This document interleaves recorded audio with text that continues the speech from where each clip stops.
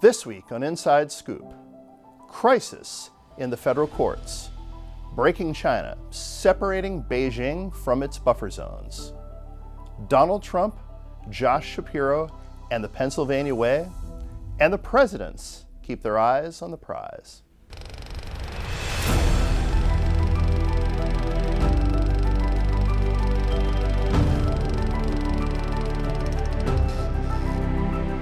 Welcome to Inside Scoop, where we talk about all the news that's fit to print in the Washington Examiner magazine. I'm Jim Antle, your host.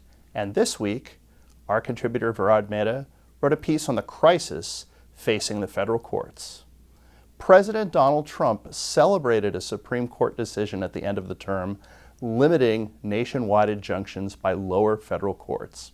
So thanks to this decision, we can now promptly file to proceed with these numerous policies and those that have been wrongly enjoined on a nationwide basis, including birthright citizenship, ending sanctuary city funding, suspending refugee resettlement, freezing unnecessary funding, stopping federal taxpayers from paying for transgender surgeries, and numerous other priorities of the American people. Attorney General Pam Bondi laid out what the stakes were when the Supreme Court ruled. These injunctions have blocked our policies from tariffs to military readiness to immigration to foreign affairs, fraud, abuse, and many other issues. The judges have tried to seize the executive branch's power, and they cannot do that. To put this in perspective, 94 districts and 35 out of the 40 opinions with nationwide injunctions came from 5 liberal districts in this country. No longer. Ever since President Trump returned to power, the lower federal courts, particularly in liberal jurisdictions, have been hamstringing his administration. They frequently have challenged his power to control the executive branch. They have contested him on major policy and constitutional questions like birthright citizenship. And Trump has found it very difficult compared to many of his predecessors based on these nationwide injunctions. Did the Supreme Court, under the leadership of Chief Justice John Roberts, solve the problem? Mehta is skeptical. Many lower courts are simply going to switch to class action suits to grant relief to people suing the Trump administration. In the case of the 14th Amendment birthright citizenship dispute, there was a class action suit, and a judge in New Hampshire granted class-wide injunction, which effectively, given that the people who are affected by this will be ruled a class, is going to be the same difference as a nationwide injunction. What is this going to potentially mean for the federal courts? Judicial review, while it's a reasonable inference from Article 3 of the Constitution, which lays out the power of the judicial branch, is not clearly and unambiguously enumerated, an enumerated power. However, since very early in our republic, with the Supreme Court decision of Marbury versus Madison, we have definitely followed the idea that the courts get to review the constitutionality of acts of the executive branch and the legislative branch.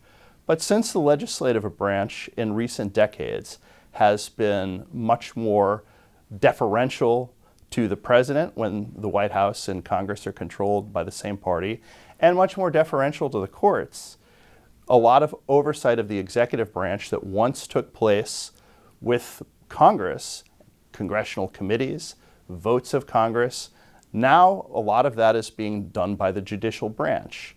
And a problem with that is the judicial branch doesn't control the power of the purse, as does Congress, and it doesn't have the power of the sword. It doesn't have people with guns, as the executive branch does.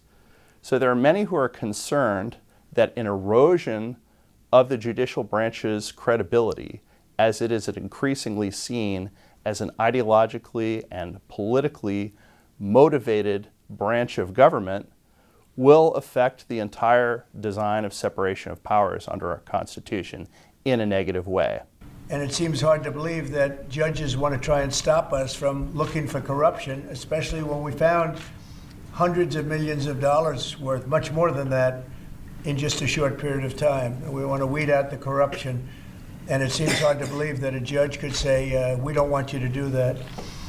Well, so maybe we have to look at the judges, because that's a very serious, I think it's a very serious violation. The Trump administration is definitely going to continue to be watching for unfavorable court rulings that they say unfairly impede their power to implement the agenda that they ran on in the 2024 campaign.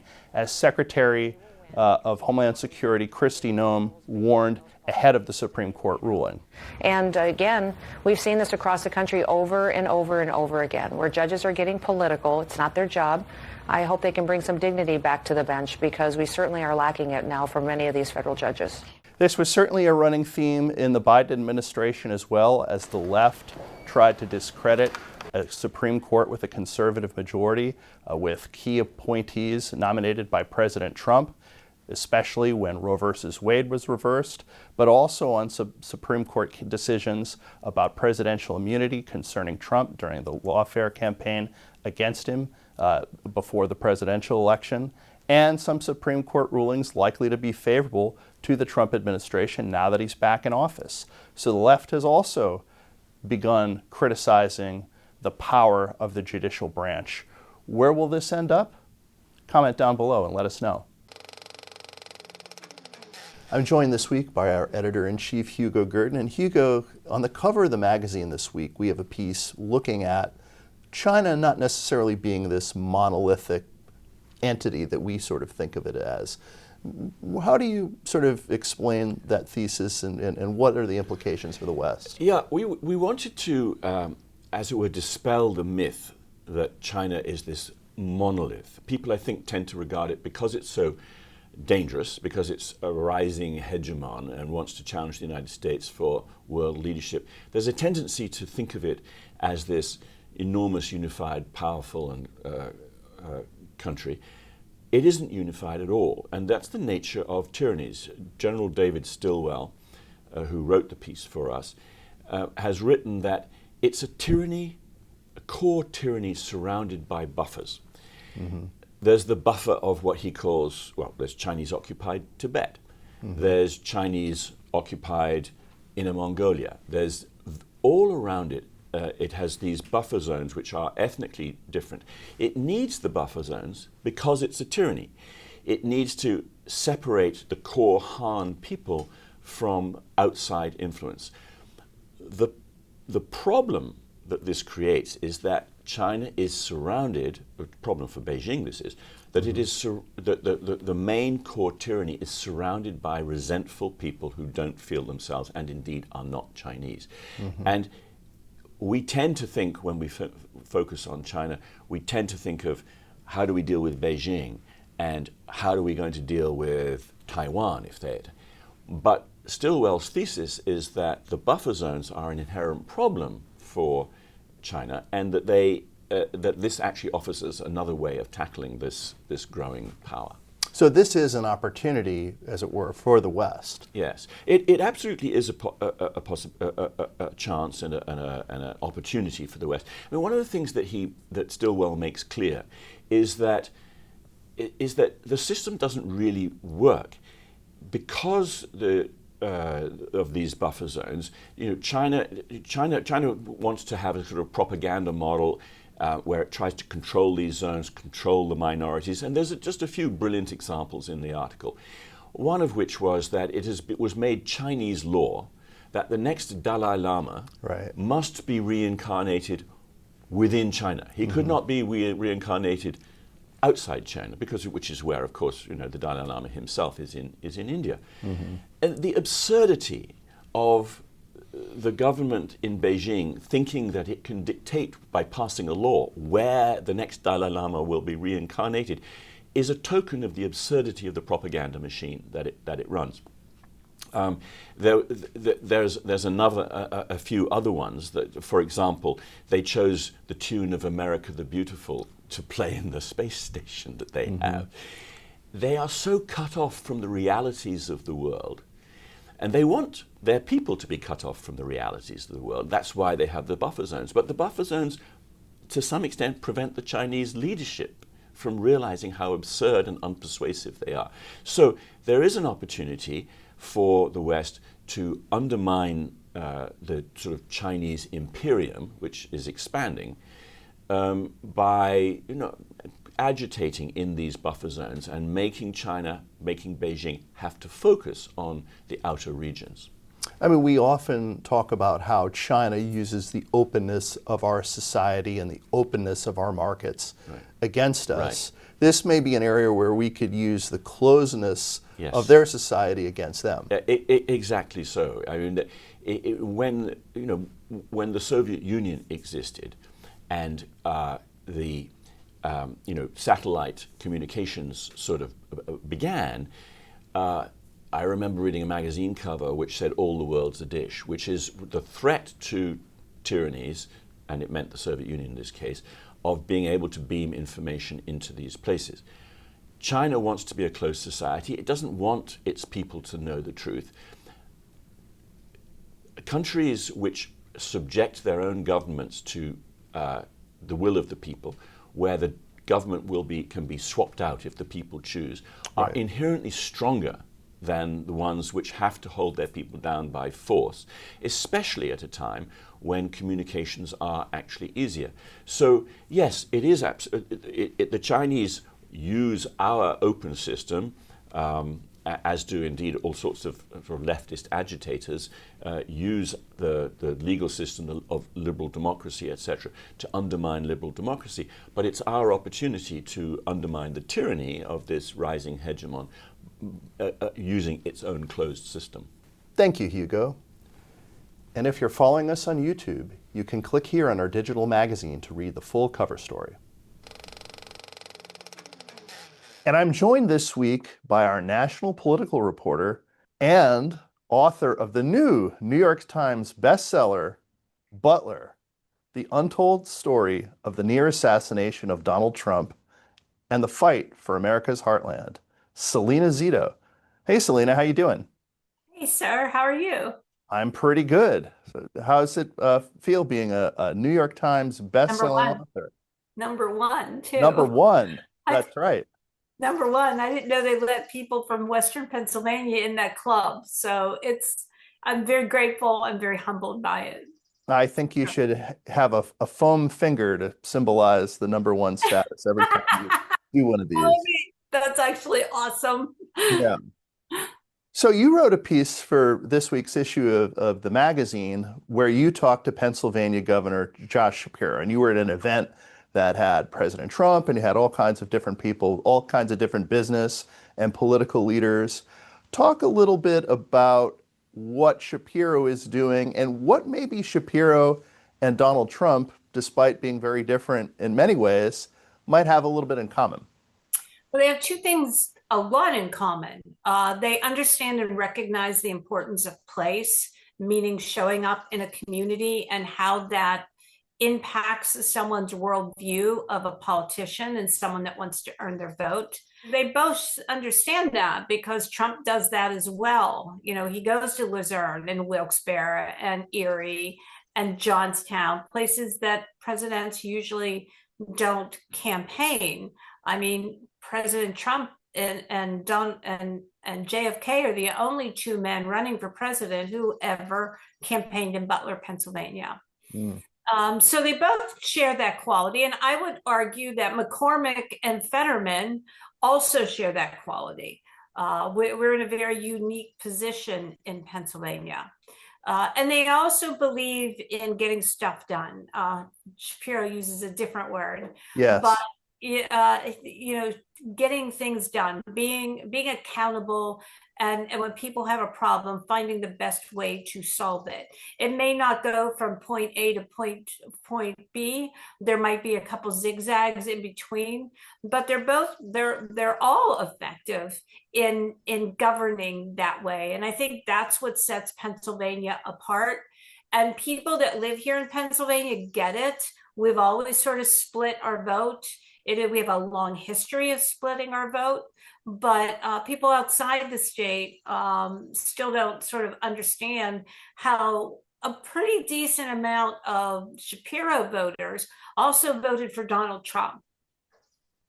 Well, another thing that Shapiro and Trump have in common is, unfortunately, that they've both been targeted by political violence, which has become a real recent trend in America. We didn't really see the types of things that we've been seeing in recent weeks, months, and years. What did Shapiro have to say about that? Well, because I'm old, I will argue with you that a little bit, because when I was growing up, JFK was shot, Bobby Kennedy was shot, Martin Luther King was shot, Reagan was shot. So the history doesn't always repeat itself, but it does tend to rhyme a lot of times.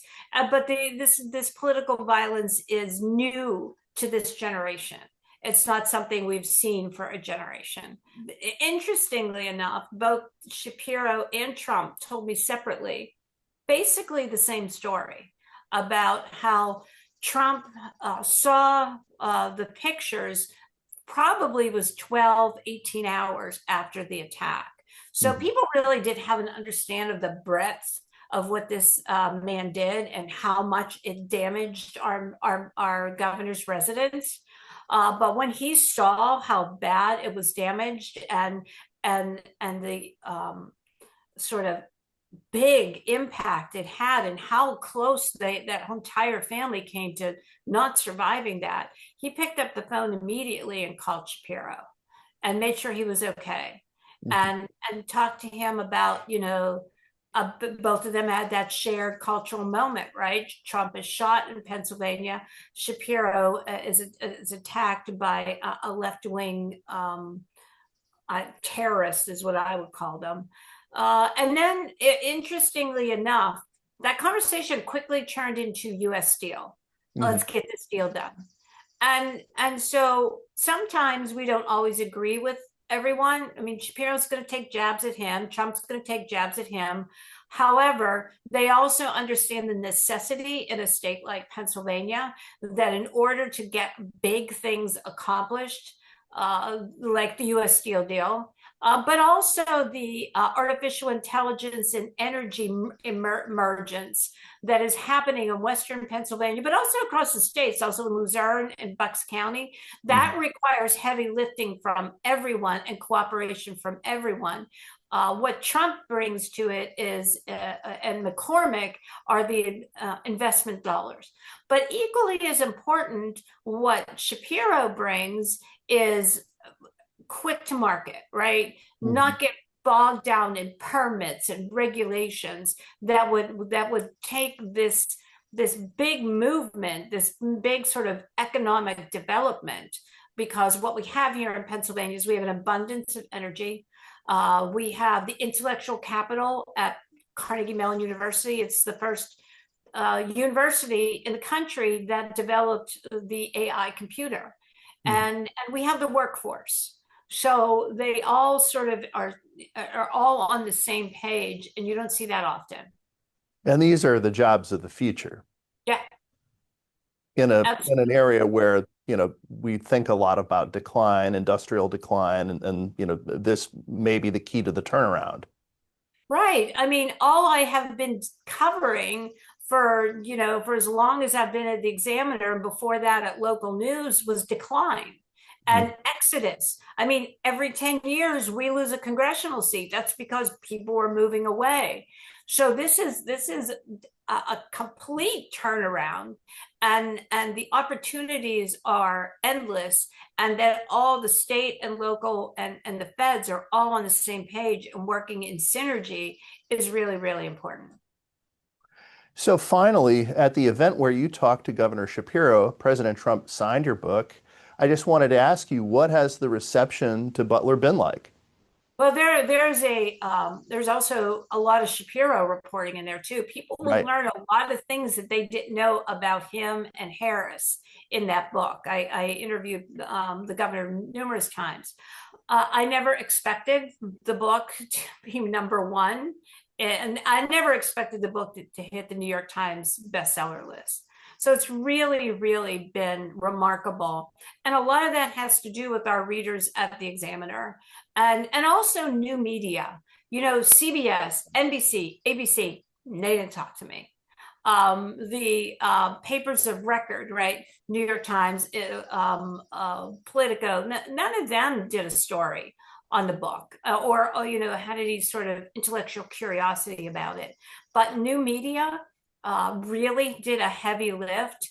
And I think it's really interesting that my book, and really this book is on the backs of the people who open their doors and listen to me and talk to me every day when I write for the Examiner. You know that, you edit me, you know what I bring to the table. Mm-hmm. These are people from all over the place. They're the ones that invested in reading it and wanting to read it, because it really explores not just that day, not just being a witness to history, but also what's happening in this country, not just politically, but also the reckoning that's going on in media. When you think about this, that I get #1 on the same day that Colbert not only loses his show, but the show is not going to exist anymore. Right. That kind of shows an inflection point that we're on, and I think a really, really important one. And the final chapter in the book is called The Reckoning, and I believe that we are in that moment. Well, thanks for joining me today, Salena. Thank you so much. If you're following us on YouTube, you can read the full article in our digital magazine by clicking here. Israeli Prime Minister Benjamin Netanyahu has nominated President Donald Trump for the Nobel Peace Prize. Our Amy Delora reports on how actually winning that award is an uphill climb for any president. He's forging peace as we speak, in one country, in one region after the other. So I want to present to you, Mr. President, the letter I sent to the Nobel Prize Committee. It's nominating you for the Peace Prize, which is well deserved, and you should get it.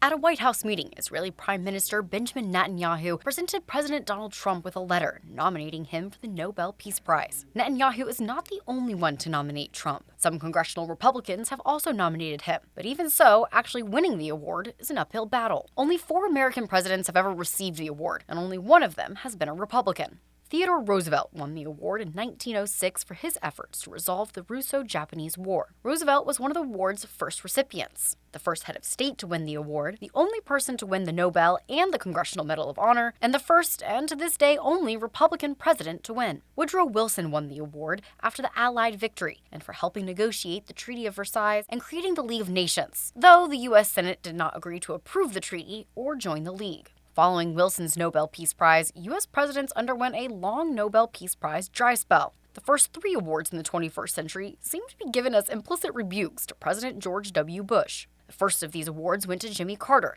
who had been close to winning the award in 1978 for his work on the Camp David Accords. Egyptian President Anwar Sadat and Israeli Prime Minister Menachem Begin shared the 1978 Nobel Peace Prize for their efforts. The former president apparently missed out on a technicality. He simply wasn't nominated. Carter received the award in Oslo in December 2002. The next anti-Bush Nobel Peace Prize went to Bush's opponent in the 2000 election, Al Gore. Gore won for his work on climate change and global warming. In 2009, then-President Barack Obama completed the trifecta of anti-Bush Nobel Peace Prize selections by winning the award in his first year in office. Given the nominations have to be received well in advance of the October award announcements, Obama was selected before he really did anything in office, a fact that was widely noted and even mocked. Well, I won it for not being George Bush. The Nobel Committee also seemed to regret the decision. Obama, for his part, seemed to agree. And I did get the Nobel Peace Prize. Oh, really? What was that for? To be honest, I still don't know. That's so good. All right. As for Trump, given the committee's politics, he seems unlikely to win. Yet that failure may even be a badge of honor. Washington Examiner senior writer David Harsanyi joked, Trump's foreign policy is too successful to win a Nobel Peace Prize. Even if winning the award is unlikely, Trump would genuinely love to beat the odds and get the prize. Trump seemed thrilled to get the Netanyahu letter, something that Netanyahu probably anticipated. Thank you very much. This I didn't know. Well, thank you very much. Thank you. Coming from you in particular, this is very meaningful. Thank you very much, baby. Others noticed his excitement as well. One posting, Donald Trump wants a Nobel Peace Prize like Gollum wants the precious. Trump clearly wants to win, but he also knows the score. I should have gotten it 4 or 5 times. I should get it for the, I would think the Abraham Accords would be a good one too. But what do you think? They won't give me a Nobel Peace Prize because they only give it to liberals. History suggests he may be right. But then again, history didn't predict a Trump presidency. Back to you, Jim. Thank you, Amy. And you could read Amy's story and all the articles we discussed in today's episode in Washington Examiner magazine. I'm Jim Antle. This has been your Inside Scoop. We'll catch you next time.